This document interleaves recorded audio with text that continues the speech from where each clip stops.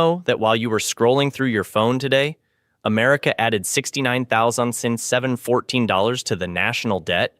Not in a month, not in a week, every single second. And here's the part that'll make your stomach drop. Most Americans have absolutely no idea this is even happening. I spent the last 2 weeks diving deep into government reports, talking to economists, and analyzing data that mainstream media is conveniently ignoring. What I discovered honestly kept me up at night. And trust me, by the end of this video, you're going to understand why even Wall Street billionaires like Jamie Dimon and Ray Dalio are sounding alarm bells. But here's the thing. This isn't just about numbers on a screen. This is about your mortgage, your grocery bills, your future, and whether your kids will have the same opportunities you had. Stick with me, because what I reveal at minute 7 will completely change how you see America's economy. Let's talk about the elephant in the room that nobody wants to address. America just crossed $38 trillion in national debt. Now, I know what you're thinking. That's just government stuff, doesn't affect me. Wrong. Dead wrong. And I'm going to show you exactly why. Here's what blew my mind. We hit $37 trillion just 2 months ago. 2 months, people. That means we added $1 trillion in debt in just 60 days. To put that in perspective, that's faster than we've accumulated debt at any point outside of the COVID-19 pandemic. But wait, it gets crazier. A recent report from the Peter G. Peterson Foundation, these are the guys who actually track this stuff, revealed that we're now spending $1.21 trillion every single year just on interest payments. Let that sink in. We're not talking about paying down the debt.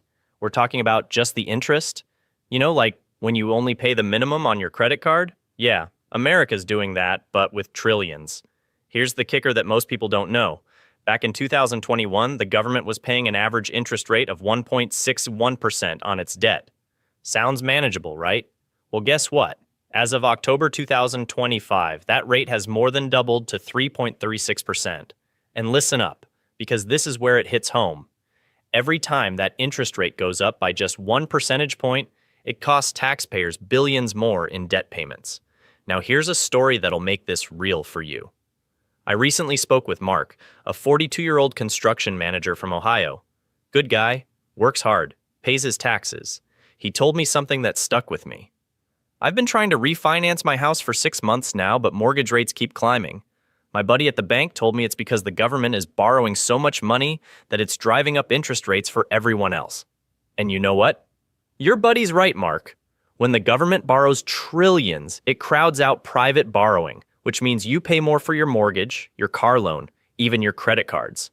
This is Economics 101, but somehow nobody's talking about it. Let me show you something that'll really freak you out.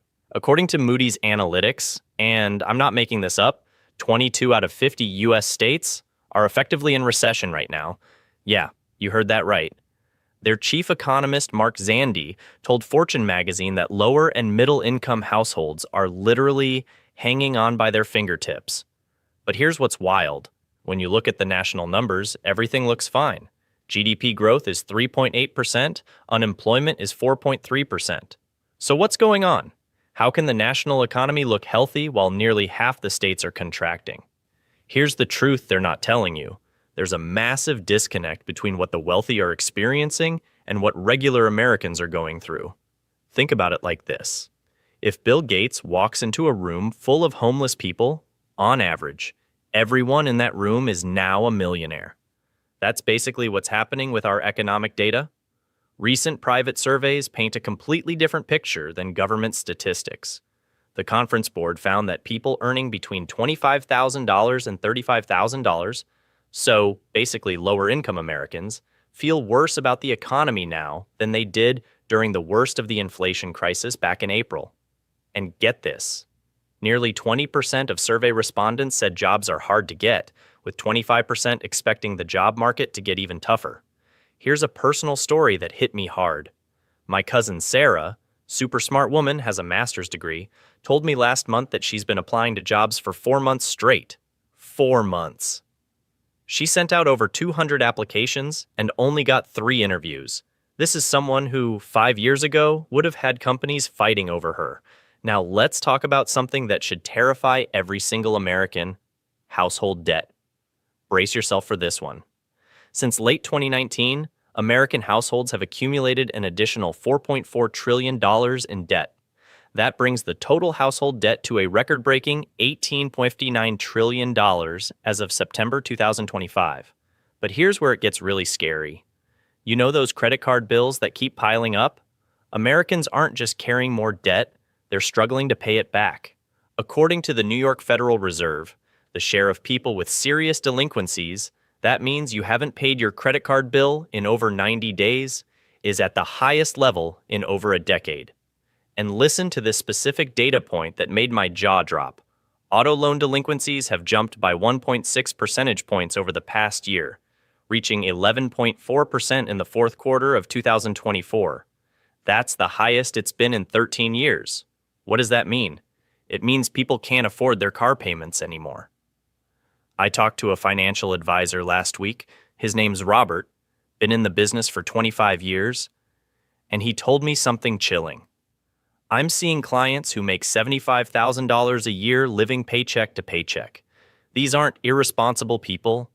They're just drowning in the cost of living. And when one unexpected expense hits, a medical bill, a car repair, they can't recover. Here's something that'll really get you thinking.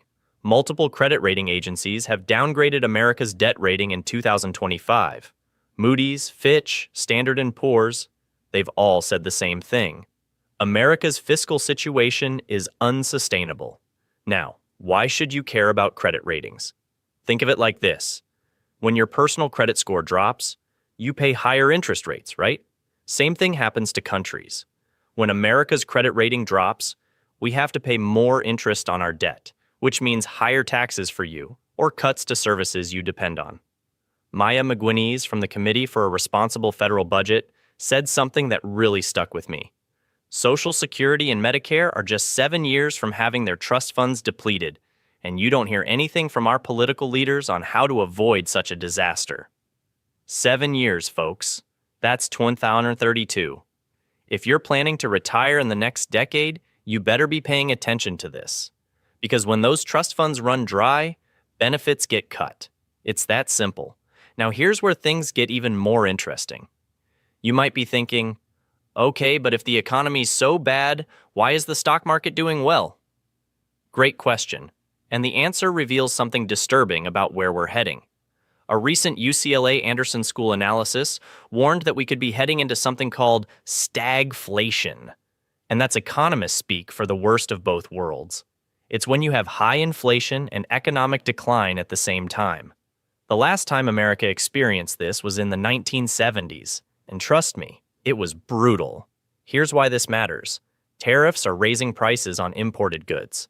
At the same time, deportations and immigration restrictions are creating labor shortages, which also raises prices. So you've got inflation going up while the economy is actually contracting.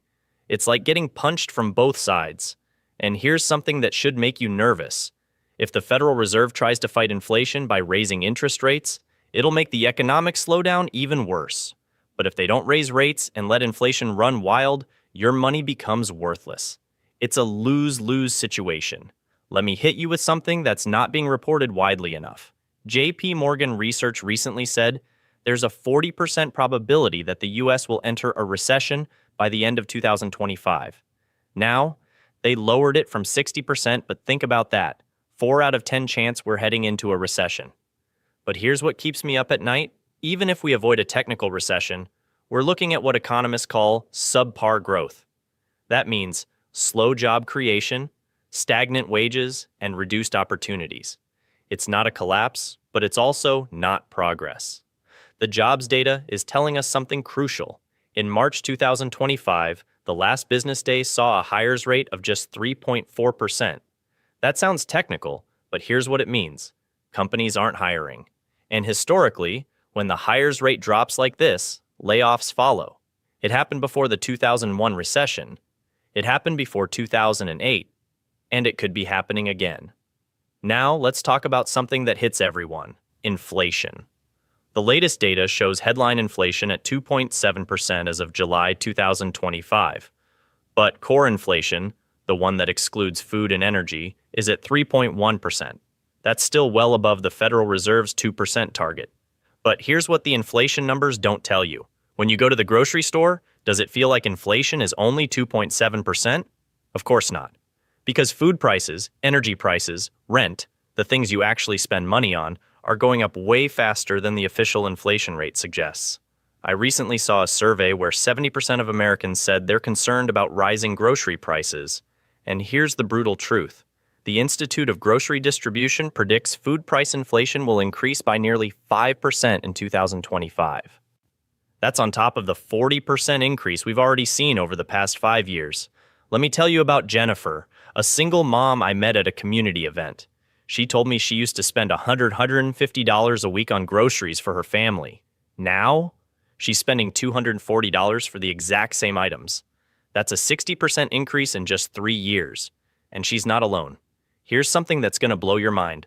Despite all these warning signs, Congress just passed a bill that will add $3.4 trillion to the deficit over the next 10 years. According to the Congressional Budget Office, when you factor in debt service costs, that number jumps to $4.1 trillion. Let me break down what that means in real terms. That's an additional $3,250 per household in debt that your family will eventually have to pay for through higher taxes or reduced services. And here's the kicker. Most of that deficit increase will happen in just the next few years. The bill includes tax cuts for the wealthy, elimination of taxes on overtime and tipped income, but to pay for it, they're cutting Medicaid and food assistance programs. So if you're struggling financially, the safety net that's supposed to catch you is being ripped away. Now I want to talk about something that nobody's discussing, the psychological impact of all this.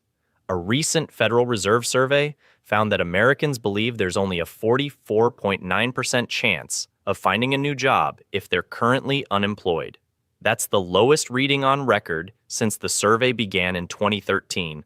Think about what that means. People are losing hope. When you lose hope in economic opportunity, you stop taking risks, you stop starting businesses, you stop innovating, and that creates a downward spiral that's really hard to break out of. Here's a story that illustrates this perfectly. My neighbor Tom, great guy, used to own a small landscaping business, shut down his company last month. He told me, "I can't afford to hire anyone because of insurance costs and wages, and I can't do all the work myself anymore. So I'm just done." That's a guy who employed 6 people. Now those 6 people are looking for work in a market that's already tough. Let me share something that's not just scary, it's infuriating.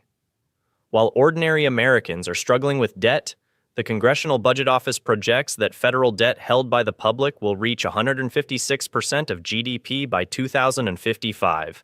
That's higher than any point in American history except World War II. And here's what really gets me. We're accumulating this debt during relatively good economic times. Imagine what happens when we actually hit a real crisis. There'll be no room to borrow more, no capacity to respond. We'll be financially trapped. David Kelly from J.P. Morgan Asset Management said something that should be on every news channel. America is going broke slowly. Not quickly, not dramatically, slowly. Like a frog being boiled alive, we don't notice until it's too late. Now here's where I need to be honest with you about what this means for your future. If you're under 40 years old, you're going to be paying for this debt for the rest of your life. The interest payments alone will consume a massive chunk of the federal budget, which means less money for infrastructure, education, healthcare, all the things that could actually help improve your quality of life. The Peterson Foundation calculated that over the next decade, America will spend $14 trillion just on interest payments. To put that in perspective, that's more than we'll spend on national defense, more than we'll spend on education, more than we'll invest in our infrastructure. It's just money thrown into a black hole. Here's a personal calculation I did that shocked me.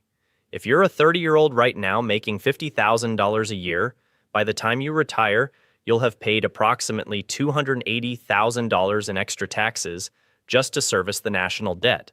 That's money that could have gone into your retirement savings, your kids' college fund, or buying a house. Let me tell you about something that's happening right now that proves how serious this is getting. 22 states are currently in effective recession. Places like Georgia, several Midwest states, Maryland, Virginia, and even Washington, D.C. These aren't small, insignificant states. We're talking about major economic regions. Moody's chief economist said something that should terrify everyone. If economic softness spreads from smaller states to giants like California or New York, the national economy could tip into recession. And here's the scary part. It's already starting to happen. Manufacturing is getting hammered by tariffs. Agriculture is struggling with labor shortages and climate issues. Transportation and distribution are facing massive disruptions. And all of this is happening while the government is shut down. For the second longest shutdown in U.S. history, by the way. Here's something that's absolutely critical to understand. The government shutdown itself is making the debt crisis worse. Every day the government stays closed, it costs money. The 2018-2019 shutdown cost the economy $11 billion. The 2013 shutdown cost $2 billion in lost worker productivity. But it's not just the direct costs. When government workers don't get paid, they stop spending money. When federal contracts get frozen, businesses can't pay their employees. It creates a ripple effect throughout the entire economy. I talked to a federal contractor named Mike who's been in business for 15 years. He told me, "I've had to lay off 3 employees because my government contracts are frozen. These are people with families, mortgages, kids in college, and I have no idea when I'll be able to hire them back." Now let me share something that might actually give you some hope, because it's not all doom and gloom. There are things you can do right now to protect yourself and your family from what's coming. First, build an emergency fund. I know everyone says this, but listen, experts are now recommending 6 to 9 months of expenses saved up, not just 3 months. Why? Because if we hit a recession, it could take longer than usual to find work. Second, pay down high-interest debt as fast as you possibly can. Those credit card interest rates, they're going to keep climbing as long as the government keeps borrowing trillions. Every dollar you pay off now saves you money later. Third, and this is crucial, diversify your income streams. Don't rely on one job with one employer. The days of company loyalty providing job security are long gone. Whether it's a side hustle, freelance work, or passive income, you need multiple sources of money coming in. Here's a pro tip that most people don't think about. Invest in skills that are recession-proof. Healthcare, essential trades like plumbing and electrical work, technology skills. These are things people need regardless of the economy. Let me share something that really opened my eyes. I interviewed 3 different financial advisors who work with ordinary Americans, not wealthy clients, just regular people, and they all told me the same thing. Most Americans are completely unprepared for what's coming. One advisor, Lisa, told me, "I have clients who are making $100,000 a year who have less than $1,000 in savings. When I ask them what they'd do if they lost their job, they have no answer. That's terrifying." But here's what gives me hope. When I've shared this information with people, their response has been incredible. They're not panicking. They're taking action. They're making plans. They're preparing. And that's exactly what I want for you. Now here's something that might surprise you. Despite all of this, I'm not telling you to lose faith in America. This country has been through worse and come out stronger. We survived the Great Depression, multiple recessions, world wars, and financial crises. But, and this is a big but, we can't stick our heads in the sand and pretend everything's fine. The first step to solving a problem is admitting you have one. And America has a serious debt problem that's only getting worse. The question is, what are we going to do about it? As individuals, we can prepare. We can protect our families. We can make smart financial decisions. But ultimately, this requires political will to make tough choices about spending, taxation, and priorities. And that's where you come in. Whether you lean left, right, or somewhere in the middle, this should matter to you. Because when the economy crashes, it doesn't care about your political affiliation. Everyone suffers. Let me wrap this up by giving you the bottom line. America isn't collapsing tomorrow. This isn't a doomsday prediction. But we are bleeding, slowly, quietly, in ways that most people aren't noticing. The national debt is ballooning, household debt is at record highs, half the states are in recession, and the economic indicators are flashing warning signs. Here's what you need to understand. The decisions being made in Washington right now will impact your life for decades. Whether you can afford a house, whether your kids can go to college without crushing debt, whether you can retire comfortably, all of that is being shaped by fiscal policies that prioritize short-term political wins over long-term economic stability. So, what do? First, educate yourself. Don't just take my word for it. Look at the data, read the reports, understand what's happening. Second, prepare your finances. Build that emergency fund, pay down debt, diversify your income. Third, get involved. Vote for politicians who take fiscal responsibility seriously, regardless of party. Contact your representatives. Make your voice heard. Because here's the truth. This is your future we're talking about. And sitting back and hoping someone else will fix it isn't a strategy. It's a recipe for disaster. Before you go, I want to hear from you. Are you feeling the economic squeeze? Have you noticed prices going up, opportunities drying up, debt piling up? Drop your thoughts in the comments below. And if this video opened your eyes to something you didn't know before, smash that like button and hit subscribe because I'll be breaking down more of these hidden economic trends that mainstream media isn't covering. Next week, I'm diving into something even more specific: how the housing market is about to face its biggest crisis since 2008, and the 3 warning signs you need to watch for. Trust me, if you own a home or are thinking about buying one, you do not want to miss that video. Remember, America isn't doomed, but we are at a crossroads. The choices we make now, individually and collectively, will determine what kind of country we pass on to the next generation. Let's choose wisely. See you in the next one. Stay informed, stay prepared, and stay